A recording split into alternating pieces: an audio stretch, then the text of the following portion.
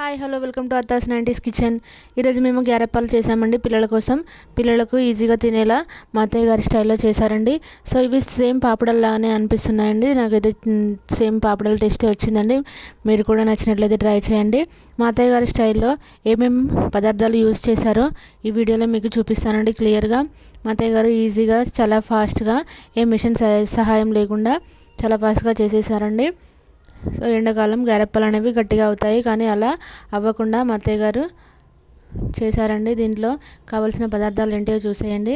1.5 kg బియ్యపిండికి ఒక 50 grams పల్లీలని కచ్చపిచ్చగా mix చేసుకున్నారండి. అలాగే ఒక 2 tablespoon పెసరపప్పు, 2 tablespoon శనగపప్పు, 5-6 కరివేపాకు రెబ్బలు చిన్న చిన్నగా కట్ చేసుకున్నారండి. కొంచెం కొత్తిమీర కూడా చిన్న చిన్నగా కట్ చేసుకొని వేసుకున్నారు. ఇంకా 3 tablespoon కారం అనేది వేశారు. ఉప్పు మాత్రం రుచికి సరిపడా వేసుకోవాలండి.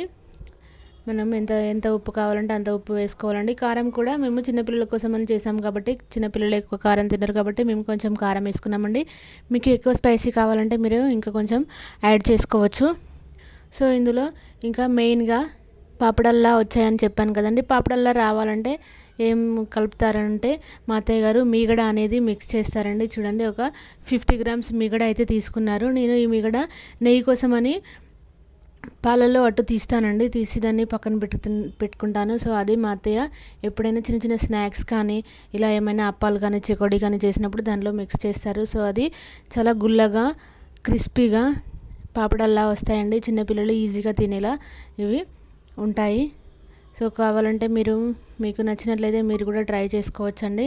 ఈ మీగడ అనేది మొత్తం పిండిలో మిక్స్ అయ్యేలా మంచిగా కలుపుకోవాలండి. ఒక ముద్దగా కలుపుకొని ఇప్పుడు ఈ అప్పాలు ఫ్రై చేసుకోవడానికి ఆయిల్ అనేది హీట్ చేసుకోవాలి. ఆయిల్ అనేది బాగా వేడయిన తర్వాత అప్పాలు చిన్న చిన్నగా ఒత్తుకొని దాంట్లో వేసుకోవాలండి. చూడండి, మా అత్తయ్య గారు ఈ ట్రిక్ ఫాలో అవుతారండి. చాలా ఫాస్ట్గా పని అనేది అయిపోతుంది.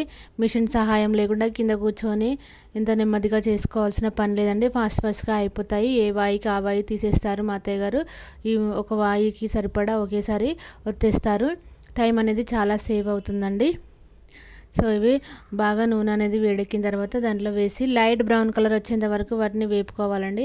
లైట్ బ్రౌన్ కలర్ వచ్చిన తర్వాత తీసేయాలి. ఎందుకంటే ఇది సమ్మర్ కాబట్టి బాగా వేడిగా ఉంటుంది. బాగా ఆ వేడికి అవి మంచి కలరింగ్ వస్తాయండి. చూడండి, మంచి కలర్ అనేది వస్తుంది.